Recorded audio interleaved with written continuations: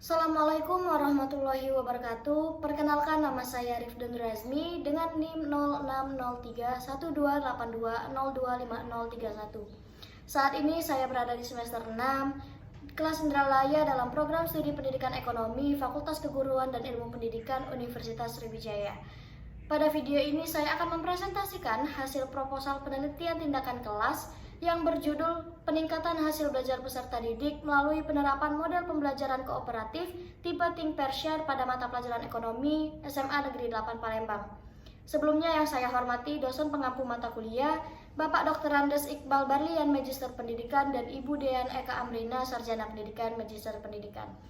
Baiklah, di sini saya terdapat 3 pokok bahasan. Yang pertama yaitu pendahuluan yang berisi latar belakang masalah, identifikasi masalah, rumusan masalah, tujuan penelitian, dan manfaat penelitian.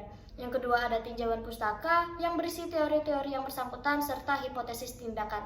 Yang ketiga ada metode penelitian yang berisi jenis penelitian, setting penelitian, persiapan penelitian, prosedur penelitian, teknik pengumpulan data, serta teknik analisis data. Baiklah, yang melatar belakangi penelitian tindakan kelas saya kali ini yaitu seperti yang kita ketahui bahwa mata pelajaran ekonomi itu sendiri menuntut siswa untuk berpikir kritis. Namun dari data yang saya temukan bahwa pada mata pelajaran ekonomi kelas 10 SMA Negeri 8 Palembang ini memang guru hanya masih menerapkan satu model pembelajaran saja, yaitu model pembelajaran ceramah yang bersifat satu arah. Sehingga dengan ini membuat hasil belajar peserta didik menurun. Dengan adanya inovasi model pembelajaran, saya yakin dapat meningkatkan hasil belajar. Salah satunya yaitu model pembelajaran kooperatif tipe Think Pair Share, di mana model pembelajaran ini menuntut siswa untuk berpikir secara mandiri terlebih dahulu terkait dengan persoalan yang diberikan sebelum nantinya disandingkan dengan satu anggota kelompoknya yang membuat mereka saling bertukar pendapat dan nantinya akan presentasikannya atau membagikan pendapatnya di depan kelas, sehingga ini dapat membantu siswa ataupun membangkitkan semangat siswa dalam terlibat secara utuh dalam pembelajaran yang tentunya akan meningkatkan hasil belajar peserta didik tersebut. Adapun identifikasi masalah pada penelitian saya kali ini yaitu yang pertama, penggunaan model pembelajaran yang monoton yang bersifat konvensional atau dalam hal ini hanya berupa ceramah dan penugasan saja. Yang kedua yaitu siswa menjadi pasif sehingga pembelajaran tidak efektif. Dan yang ketiga, adanya penurunan hasil belajar peserta didik dalam mata pelajaran ekonomi. Rumusan masalah pada penelitian ini yaitu apakah dengan menerapkan model pembelajaran kooperatif tipe Think Pair Share dapat meningkatkan hasil belajar peserta didik pada mata pelajaran ekonomi siswa kelas 10 IPS 1 SMA Negeri 8 Palembang tahun ajaran 2022-2023. Dan pada penelitian ini tujuan yang hendak dicapai yaitu untuk membuktikan adanya peningkatan hasil belajar peserta didik melalui penerapan model pembelajaran kooperatif tipe Think Pair Share pada mata pelajaran ekonomi siswa kelas 10 IPS 1 SMA Negeri 8 Palembang tahun ajaran 2022-2023. Dan manfaat penelitian yang saya buat ada 4, yaitu bagi peneliti, bagi peserta didik, bagi guru, dan juga bagi sekolah. Baiklah, pada tinjauan pustaka saya membahas mengenai teori-teori yang berhubungan dengan variabel yang saya angkat. Nah, pada 2.1 saya membahas mengenai model pembelajaran, di mana 2.1.1 saya menjelaskan pengertian model pembelajaran ini ialah sebuah perencanaan yang digunakan sebagai pedoman yang menggambarkan proses rinci kegiatan belajar mengajar mulai dari merancang bahan-bahan pembelajaran hingga membimbing jalannya pembelajaran di kelas. Pada 2.1.2, model pembelajaran kooperatif ialah model pembelajaran yang dilakukan dengan cara siswa dikelompokkan menjadi beberapa kelompok kecil yang terdiri dari 4 hingga 6 siswa dalam satu kelompok, dan masing-masing anggota siswa harus memberikan pendapatnya ataupun tanggapannya terkait persoalan yang diberikan. Dan pada 2.1.3 saya membahas mengenai pengertian model pembelajaran kooperatif tipe Think Pair Share, di mana model pembelajaran kooperatif yang menempatkan siswa berpasangan untuk menyelesaikan tugas-tugas akademik melalui 3 tahap, yakni think atau berpikir, pair berpasangan, dan share berbagi. Dan pada 2.1.4 saya membahas mengenai tujuan model pembelajaran Think Pair Share, di mana tujuan dari model ini ialah untuk membuat peserta didik lebih berani dalam menyampaikan pendapatnya sehingga dapat bertukar pikiran dengan teman kelompoknya dan nantinya dapat meningkatkan penguasaan akademik peserta didik.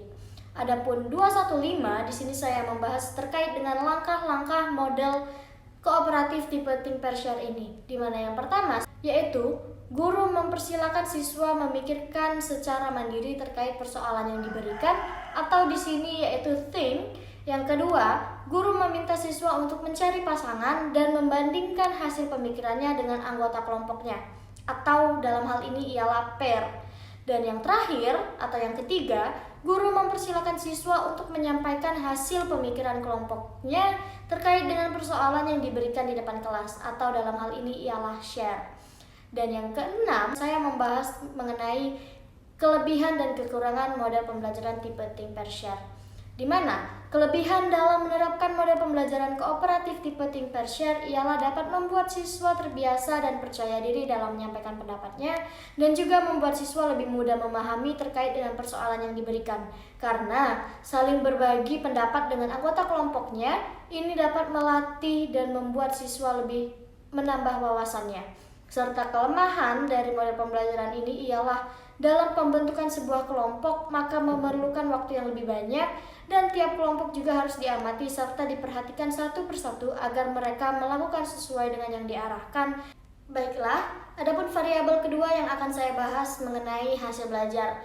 Dan pada 221 saya akan membahas mengenai pengertian hasil belajar, di mana hasil belajar ialah perubahan perilaku dalam ranah kognitif, afektif, dan psikomotorik seorang siswa setelah melalui proses pembelajaran ataupun akibat dari pengalaman belajar sesuai dengan tujuan yang disusun di awal pembelajaran.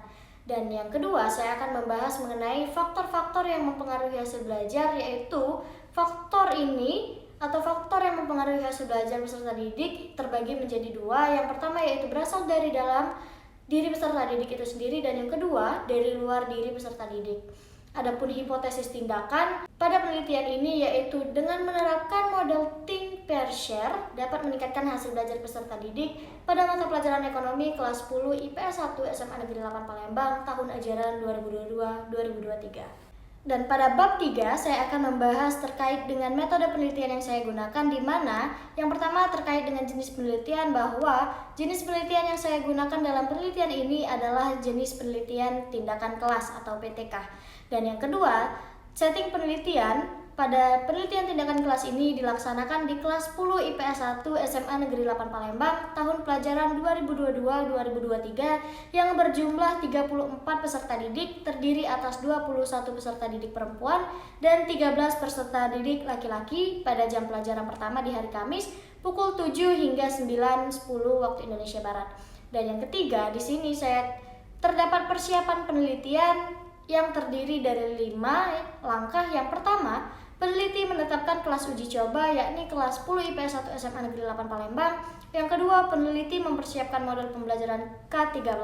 Yang ketiga, peneliti mempersiapkan modul ekonomi kelas 10. Yang keempat, mempersiapkan lembar checklist observasi berdasarkan dengan langkah-langkah penerapan model pembelajaran Think Pair Share. Yang kelima, yaitu mempersiapkan instrumen tes untuk mengevaluasi hasil belajar peserta didik. Dan yang keempat, di sini ada prosedur penelitian di mana saya menggunakan 4 tahapan, yaitu plan atau perencanaan, action atau tindakan, observation atau pengamatan, dan reflection atau refleksi. Adapun teknik pengumpulan data yang saya gunakan ialah observasi dan tes.